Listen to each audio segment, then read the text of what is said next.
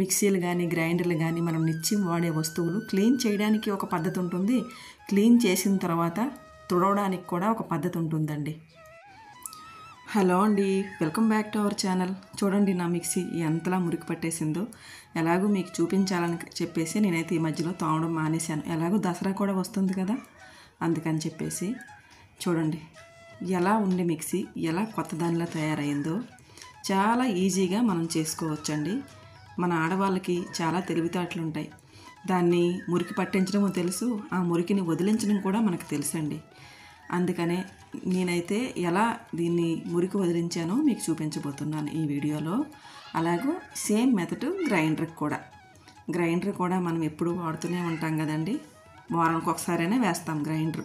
Mixie అంటే ఇంక మరి చెప్పవసరం లేదులేండి, నిత్యము అది మనకి ప్రతిరోజు చట్నీలకనో లేకపోతే పిండిలకనో అలా దాన్ని వాడుతూనే ఉంటాము.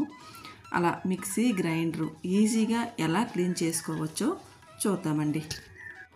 ముందుగా అయితే ఒక బౌల్ తీసుకోవాలి. ఇప్పుడు ఓన్లీ మిక్సీ మాత్రమే అనుకుంటే 1 స్పూన్ బేకింగ్ సోడా సరిపోతుందండి. గ్రైండర్ కూడా వేయాలి అని అనుకుంటే 2 స్పూన్లు బేకింగ్ సోడా వేసుకోండి. ఇప్పుడు ఆ బేకింగ్ సోడా ఒక పేస్ట్లా తయారవడానికి నీళ్ళకు బదులుగా వెనిగర్ వేసుకోండి. వెనిగర్ లేకపోతే కనుక నిమ్మరసమైనా వేసుకొని ఇలా పేస్ట్లా తయారు చేసుకోవాలండి. మరి నీళ్ళలాగా కాకుండా ఇలా పేస్ట్లా తయారు చేసుకుంటే మనకి మిక్సీ కానీ గ్రైండర్ కానీ తుడుచుకోవడానికి బాగుంటుంది. ఇప్పుడు 1 స్పూన్ వరకు విమ్ జెల్ అయితే వేసుకున్నానండి. విమ్ వేసుకొని బాగా కలుపుకోవాలి, ఈ 3 బాగా కలిసేటట్టు. మీరు గుర్తుంచుకోండి, ఏ ఎలక్ట్రికల్ వస్తువునైనా వాడేటప్పుడు లోపలికి నీరు దిగిపోకూడదండి, పైన మాత్రమే రాసుకోవాలి. లోపల నీరు దిగిపోతే మనకి ఎలక్ట్రికల్ వస్తువులు ఏవైనా మళ్ళీ పని చేయవన్నమాట అంత బాగా. ఇప్పుడు ఈ పేస్ట్ లాంటి మిశ్రమాన్ని తీసుకొని ఒక క్లాత్ కానీ ఏదైనా మెత్తటి స్క్రబ్ కానీ, కొత్త స్క్రబ్బులు అవి వాడకండి, గీతలు పడిపోతుంది మిక్సీ. ఇలా చక్కగా మొత్తానికైతే అప్లై చేసేయాలండి. ఇలా రుద్దుకుంటూ అప్లై చేసేయాలి. లేదా ముందు మీరు చేత్తో అప్లై చేసేసి తర్వాత మీరు ఈ మెత్తటి స్క్రబ్తో రుద్దుకుందామన్నా అలాగైనా ఓకేనండి. నేనైతే ఇలాగా మొత్తానికి ఆ మెత్తటి స్క్రబ్ నా దగ్గర ఉంది, క్లాత్ లాగా ఉంటుందన్నమాట. దాంతో మొత్తానికి ఇలా అప్లై చేసాను.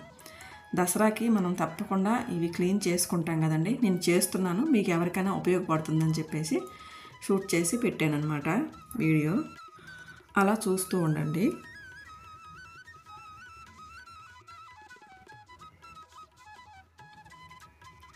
అలా మనకి సన్నగా మనకి చేతులు వెళ్ళని దగ్గర అలాంటి దగ్గర బ్రష్ కూడా వెళ్ళదండి. అలాంటి దగ్గర చాకు కానీ లేదా స్పూను వెనక వైపు నుంచి ఉంటుంది కదండి హ్యాండిల్, దాంతో కానీ ఇలా క్లాత్ని పెట్టి ఇలా జస్ట్ ఇలాగ అంటే చాలు, దాంట్లో ఉన్న మురికి కూడా వదిలేస్తుంది. తర్వాత వైర్ని కూడా ఇలా మనం ఆ స్క్రబ్బర్తోనే ఇలాగ కొంచెం రుద్దుకుంటే వైర్ కూడా తెల్లగా అయిపోతుందండి. చూడండి ఆల్రెడీ మిక్సీ ఎంత నీట్గా అయిపోయిందో. అలా ముట్టితే చాలండి, మనకి వెనిగర్ బేకింగ్ సోడా ఈజీగా వదిలేస్తుంది అనమాట. మొండి మరకలు లాంటివి ఏమైనా ఉన్నా కూడా ఈజీగా వదిలేస్తుంది. అలాంటి కన్నాలు ఉన్నాయి చూడండి, అలాగా వాటిల్లోకి వాటర్ వెళ్ళిపోకుండా జస్ట్ బ్రష్తో ఇలాగ మనం రుద్దితే కనుక అక్కడ మనకి నీట్గా వదిలేస్తుంది, లోపలికి వాటర్ వెళ్ళదన్నమాట. అలా బాగా రుద్దుకొని తర్వాత కొద్దిసేపు ఒక 5 నిమిషాలు అలాగే వదిలేయాలండి. మొత్తం అంతా అప్లై చేసి రుద్దేసిన తర్వాత ఇంకా ఏమైనా మొండి మరకలు ఉంటే కనుక ఆ మిశ్రమానికి పవర్కి వదిలేస్తాయి.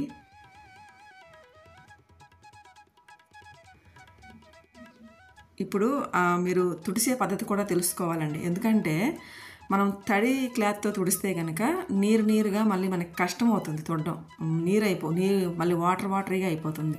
అలా కాకుండా ముందు ఒక ఎండు క్లాత్తో తుడాలండి.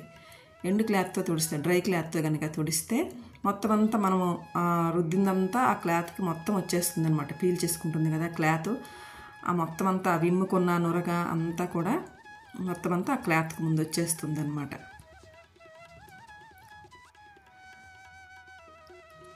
తర్వాత ఇప్పుడు మళ్ళీ తడిగుడ్డతో మనం తుడుచుకోవాలి. చక్కగా తుడుచుకుంటే మనకి ఈజీగా క్లీన్ అయిపోతుంది అనమాట. ఇప్పుడు తడి క్లాత్తో మొత్తం అంతా మిక్సీ కింద పైన అంతా తుడిసిన తర్వాత ఇప్పుడు ఒక డ్రై క్లాత్, మెత్తటి క్లాత్, బనీన్ క్లాత్లు ఏమైనా ఉంటే కనుక ఇలాగా నీట్గా తుడుచుకోవాలండి. మెత్తటి క్లాత్ తుడుచుకుంటే మనకి గీతలు పడకుండా ఉంటుంది మిక్సీ. అలా డ్రై క్లాత్ తుడిసిన తర్వాత చూడండి ఎంత నీట్గా అయిపోయిందో. ఎంత మరకలు ఎలా ఉండేదో ఒక్క 10 నిమిషాల్లో నీట్గా కొత్తగా తయారైపోయిందనమాట మిక్సీ. చూడండి, చూడడానికి ఎంత ముద్దొస్తుందో. ఇప్పుడు కొద్దిసేపు బాల్కనీలో ఎండ కనుక తగిలితే కొద్దిసేపు బాల్కనీలో పెట్టండి.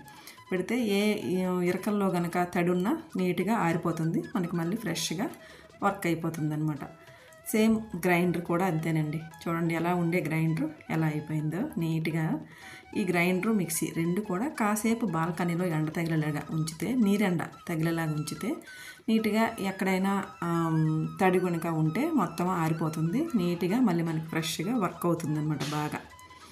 ఐ హోప్ ఈ వీడియో మీకు నచ్చిందని అనుకుంటున్నాను. వీడియో నచ్చితే కనుక లైక్ చేయండి, షేర్ చేయండి, సబ్స్క్రైబ్ చేసుకోండి. ఇంకో మంచి వీడియోతో మళ్ళీ కలుద్దాం. అంతవరకు